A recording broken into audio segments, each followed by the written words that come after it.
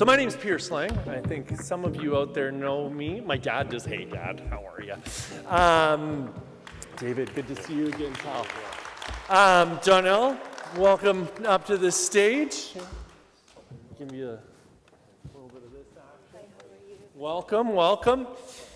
So a couple of you know me from the business community. Some of you know me from my career away from here in soccer. I've covered soccer for Your TV Halton, Burlington Today, Oakville News.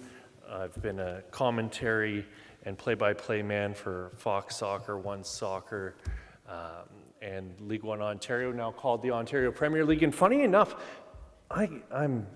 Donnell's been involved with League One Ontario, or now the Ontario Premier League. Judah's a gosh darn legend in the league himself. Luca played a couple games with Toronto FC3, as I understand. I think Jesse's the only one here who's not been involved from a soccer perspective, but his dad and I crossed paths when his dad was the coach at Pro Stars. Chelsea Spencer, I believe, sits on the board of directors, or did in the past. And then David Balestigi and I crossed paths when he played at Blue Devils FC. So we're going to start things off here with Mark. So Mark Christofik, executive producer and director of Gaming Glory, and from S Media, who put that lovely production together. Let's give him another round of applause. How fantastic was that, first and foremost? Mark, as I understand it, your background's actually in skiing, is that correct? Yeah, I mean, you didn't talk about my U10 experience in soccer in Ottawa, so you didn't call that out. But yeah, my background is skiing. So I kind of got into other sports in the production world, and in this production that you saw, Game and Glory, I was like the one non-soccer guy on the crew, so it was a great learning experience. Well, you've led me into my first question there. As a non-soccer guy, what is it that got you involved, and what is it that brought you into this? Well, it actually started with Judah and I. We're working on another soccer production a couple of years ago that never quite got finished. The company we were working with ran into some financial trouble. And with the World Cup coming up, our company S Media is involved in a number of different sports productions. We wanted to do something soccer, and we pitched a few ideas to TSN, and the whole idea was, the goal of the show was to really get people excited about the World Cup, but not the hardcore soccer fan. We know they're excited, they know it's coming. It's the people who might not know a lot about soccer. So the whole goal of the show was to really explore the crazy fandom of cultures of soccer around the world, and to really appeal to maybe either the casual soccer fan or maybe even the people who don't know anything about soccer but know that something is coming to North America. So that was the goal with the show. So that's why I took on the directing role, because it's not more of a culture, travel, sport show as opposed to a hardcore sports show. So that was kind of the goal. But Judah brought me into the world of soccer production, and he worked with us on this production as well. So sticking with that idea of the cultural aspect and not getting too deep into the technical end of soccer, but the cultural end of it, what was the most eye-opening location that you guys visited, the experience that the hosts had? What really shocked you from what you saw? Because I imagine you guys avoided some of the more dangerous scenarios that could have arisen in some of those locations. For you, what really opened your eyes about the experience and the cultures in some of these places? Yeah, no, we were in some pretty sketchy places. When we were in Brazil, we went to Vasco, which is borders right on the favela, and we had security with us. And Colombia, like you saw, was just absolutely nuts. And what was really interesting is that the passion of the soccer fans around the world is just insane, and you could see it and you could feel it, and it's a little bit different everywhere else. They're not afraid in South America, to fire off the flares and fireworks in the stadiums, fireworks in the stadiums, on the streets. It's pretty crazy. But even beyond like the madness that you saw, just some of the different culture aspects. One of the other episodes, we went to Japan, and we went to a club, and the Urawa Reds, who went to the Club World Cup, and on social media, we're known for like being singing and dancing and really passionate. We were expecting that, but the team wasn't playing very well. And we walk in to the stadium, and they were giving the team the silent treatment. Like you could hear a pin drop, like we had to whisper. If I was talking to you, it'd be like you're in church or something. It was really bizarre, and we're asking people what's going on here, and they were actually all standing, watching the game, and giving the team the silent treatment because they weren't happy with how they were performing. So it was totally different atmosphere, and Stevie is like, I've never seen anything like this in my life. But it's, it's a different kind of passion. Here we would boo or be upset or just not show up to the game. Still full stadium, but dead quiet other than the supporter section from the visiting team, which is a little sliver in the corner of the stadium that was making all the noise. So you just really how passionate. You heard the one guy talking about saying he loves the game more than his children because it makes him cry for joy. You hear a lot of that. People take this sport really seriously around the world. It's pretty cool. That's fantastic. Yeah, I watched that episode, and if you've got a chance, it's available on Crave, TSN, and I understand you guys have booked a deal with Telemundo as well to have it in Spanish going forward? Yeah, so it is still available on TSN Plus. It'll be on repeat still on TSN. It is on TSN Plus and Crave right now. We'll be on Air Canada soon. And then in the U.S., we did a deal with Gray Media and NBC Universal, so it's both in English and in Spanish on Telemundo in the U.S. And you heard Camila speaking Spanish in the show. We actually produced it in English and Spanish, so every time we did a stand-up with Stevie and Camila, we would do it again with just Camila doing it in Spanish, so it's actually a fully bilingual show done in both English and Spanish. We wanted to actually I understand there's a fair number of the crew here from the production. We want to give them a round of applause for translating Stephen into Spanish from his Scottish accent. That must have been a heck of a job. Sticking with the Latin flavor here, we're going to go over to David Valestegi from Toca Soccer. He's got a great partnership going on with Burlington Soccer, as I understand. Is that correct? Yes, thank you guys. It's great to be here. I mean, this is amazing, right? And like I always tell the kids, football, soccer unites us all. So it's great to be here with all you guys. Yeah, we're absolutely thrilled to have you here. So you're in the production end of developing players at this stage. And I want to know from your perspective, what influences you're seeing as someone who's come up through the game here nationally and been able to see what's going on, the influences that we see from those other cultures, because we can get around the table here and there's guys who have seen it. I want to know from your, and Chelsea too, let's not forget, Chelsea's very prominent in her space in development. We'll get to that a little bit later, but from the men's perspective, where have we seen the influence on our national team and just in terms of development as far as players go here within the national program? Well, I see now, I mean, the kids, you could see just the mentality is completely different. I mean, you see more football on TV, you see more soccer fields all around Ontario, Canada. So just that little, I'd say, gives back to the kids that, hoping for one day to become, a professional player or play for that Canadian national team. And I got to be part of it as a young player, and now we're just kind of, the opportunities these kids are getting is just amazing.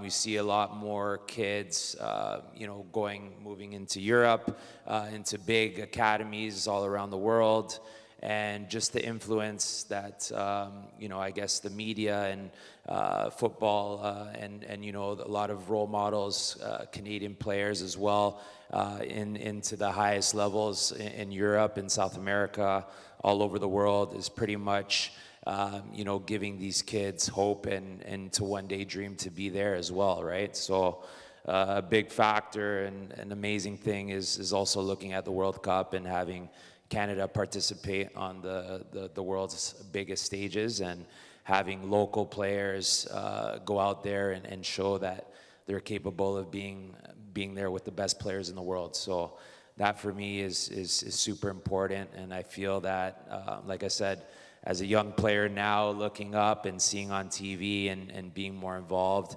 is, hoping for one day I want to be there, right? So it's just that drive is a little bit different, and I feel that is going to continue for many years to come now.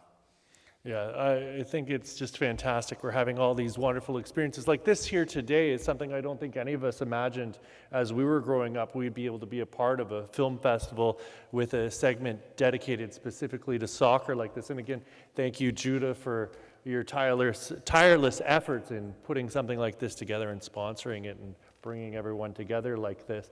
I'm going to move on to Chelsea here, who runs the Empower Football Academy here in Burlington, and she's got a team together now. It's not just instructional coaching and academy coaching, they're actually competing. I want to know from the female perspective what you're seeing, and I have to imagine it touches on the NSL right now in terms of the development here nationally. What's really something you didn't expect to see when you were growing up that now is realized and real? Maybe I'll just quickly toot my own horn, and then I'll kind of touch on the NSL a little bit. So I run an all-girls soccer academy primarily focused on supporting competitive players, competitive girls. There is quite a gap between the recreational type of approach to soccer for girls and that high performance national professional levels. So that in between, we see a lot of girls dropping out of sports around, we're seeing it actually younger now, 10 to about 16. So my job is to make sure that they stay in sports and stay in soccer at that competitive level. So I own an indoor soccer facility, and it's specifically focused on girls. So I've had boys in there sometimes, and they always say, like, Coach Chelsea, it smells so nice in here. So my plugins really seem to work. They say it smells like cake. So I think one of the biggest pieces that feels so important to the community now that I didn't have when I was younger, safe spaces for girls to be able to kind of, for lack of a better term, let their hair down, be themselves, explore soccer on their own terms, and then obviously seeing the NSL come to life. We're in year 2. It's just really nice to be able to have the girls see at home in their backyard where they can get to, and I think that that's so beautiful because the women's program through Canada has been a powerhouse for so long. I competed in it myself, and to not be able to see, like, it was very foreign. Actually, Pierce, your sister came to one of our training sessions years ago. I have a picture in my facility, and it was like this incredible, like, phenom coming to, just hang out with us for a little bit. But was very rare back in the day. Now that's like, it's here. And so, I've been to BMO to watch AFC Toronto, and they brought girls with me, and like they're screaming these girls' names, and they like know all the stats. Like, Coach Chelsea, like, do you know about this? Do you know she does her hair like this? That's why I do my hair like that. So there's so many layers to it that are so important. Girlhood is like such a big piece to these girls being able to feel like they belong, is having those kind of idols to look up to that are so close to home, but also having those safe spaces as well where they can just be themselves. Thank you, Chelsea. Yeah, no, it's really inspirational what the women's program has been able to do on such a shoestring budget and get to where they've gotten now. And it's fantastic to see the NSL really bringing the women to the forefront that maybe weren't getting the attention that they deserved before.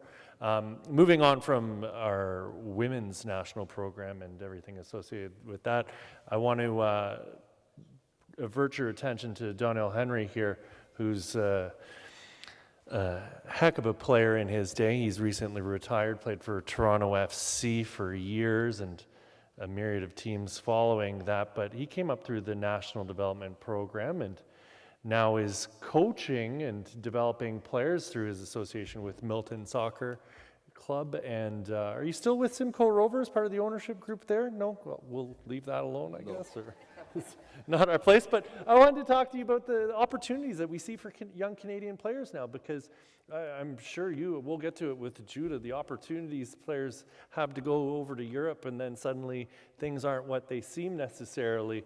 Talk to me about what's been afforded to young players here nationally in Canada, not just with the NSL now, but with the Canadian Premier League too. Yeah, obviously starting my career here in Toronto and also finishing it with the Halifax Wanderers in the CPL, I knew that life after football would probably be difficult if football wasn't the driving force. So I made that my purpose. And the purpose had to be, what could I do to make sure the next generation, the youth who were from the same fields, the same communities, had the opportunity to live their dreams. My two executives in the back, Phil Nadi and Ted Tomlin. I was able to meet them, and we shared the same vision. How can we bridge the gap? How can we have more international players? How can we get players to the next level? And I had to kind of bring myself back to what made me a professional, and it was an interaction with a professional. That was the day that I knew that I could be just like them. Not seeing it on TV, like we all grew up idolizing and supporting different nations. We're in a time now where we can support Canada, and that has to be the biggest thing for me. It truly is a special time to be a Canadian soccer fan, I think. And we're going to move over to Jesse Costa here. Jesse, if you're unaware, is a young man who plays for Toronto FC in the Canadian Premier League, which started up, 8 years ago now, I believe? 9 years ago the league started. But Jesse grew up here in the GTA and was with the Portuguese youth national program for many years through a visa, I imagine, through your family. Talk to me about what it was that inspired you to come back and play within the Canadian national program after having that opportunity in Portugal, because it seems that that's a tide that's turned, and it's no longer necessarily players who have the opportunity to go play elsewhere taking those opportunities, but maybe testing that water and deciding to come back. Yeah, I mean, I was blessed. Both my parents are from, my father's from Canada, born and raised, and my mother's born and raised in Portugal, so I'm blessed to have two dual citizen passports.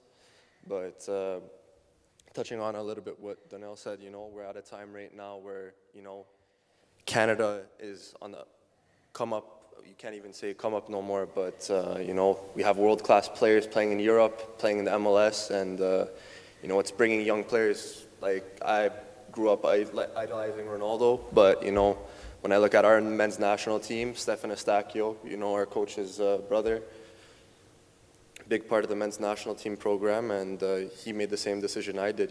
I wanted to come home and represent my country where I was born and raised, and where I fell in love with the game. Fantastic. So we'll turn now our attention to Luca Achitola here.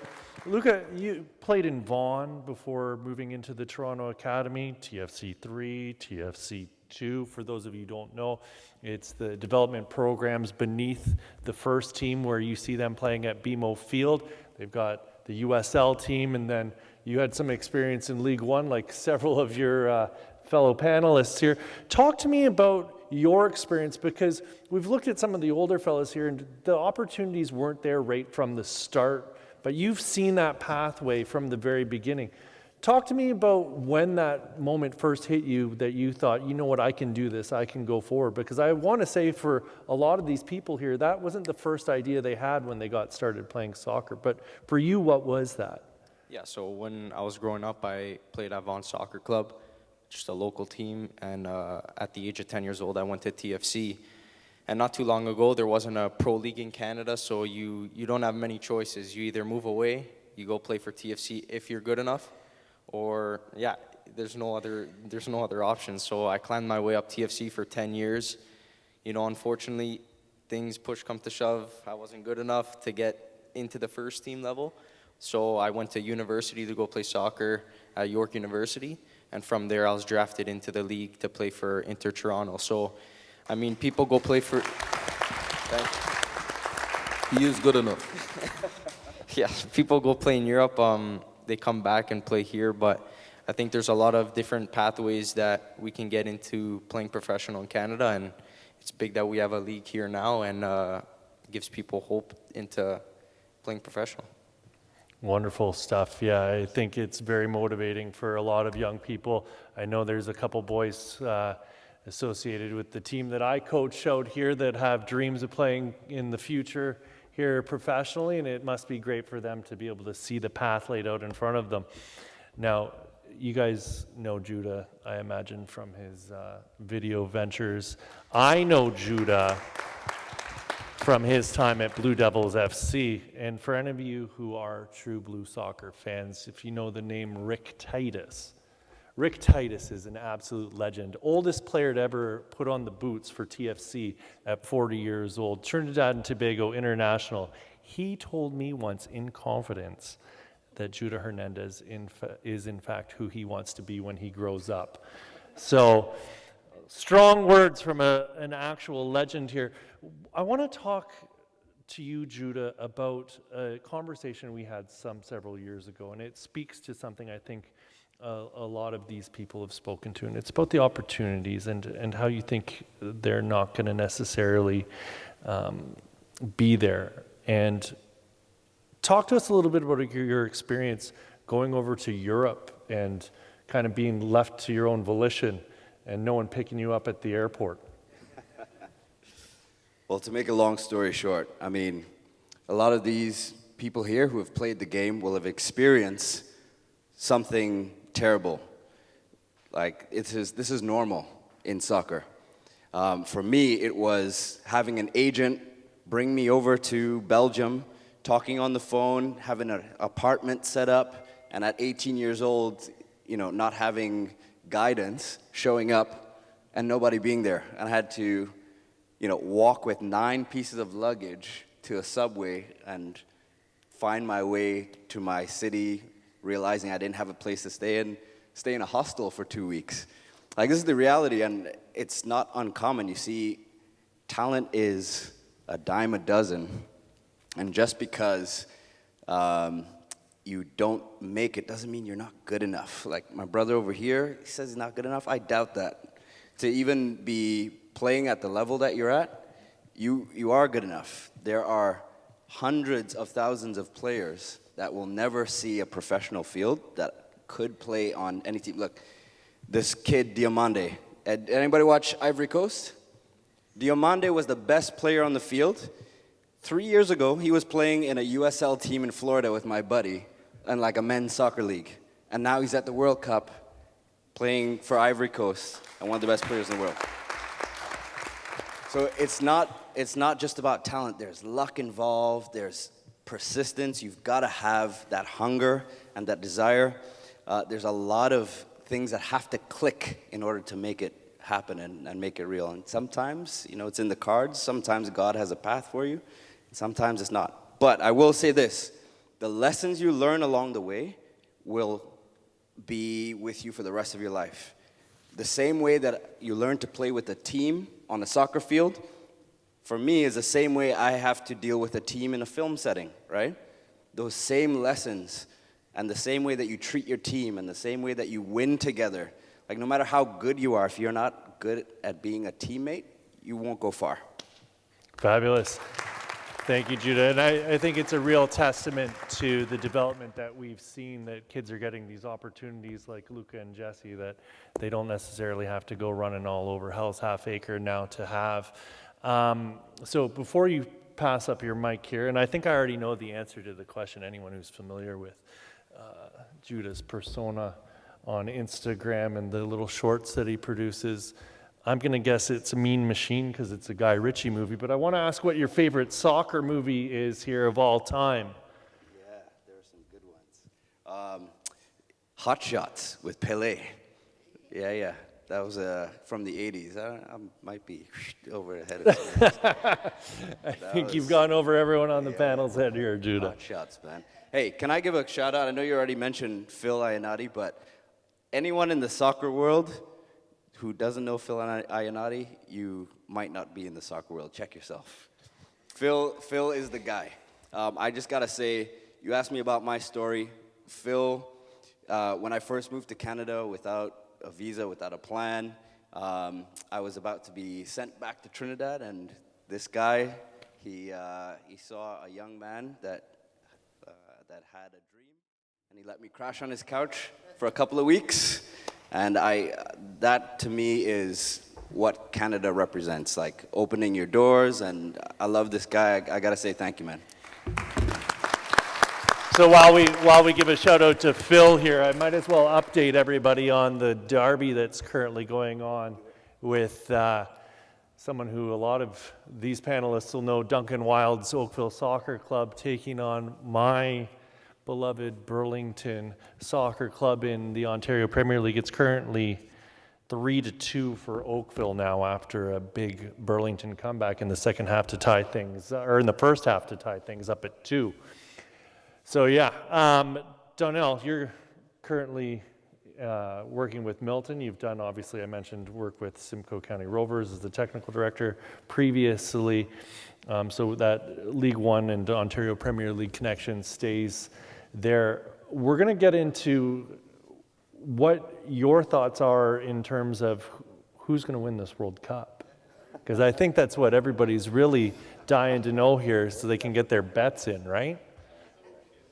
I think over the last little bit, we've been able to watch a lot of the teams and have ideas. I think France is going to do it. France, a fine choice. How about you, Luca? What are your thoughts? I gotta go. Again, after watching all the games, I think Messi's still the best player in the world, to be honest. So Argentina. That's fair. That's fair. Jesse, yourself? I'm hopeful Canada goes far in the tournament. You know, a lot of friends on the team, but I'm biased. I gotta stick with my roots in Portugal.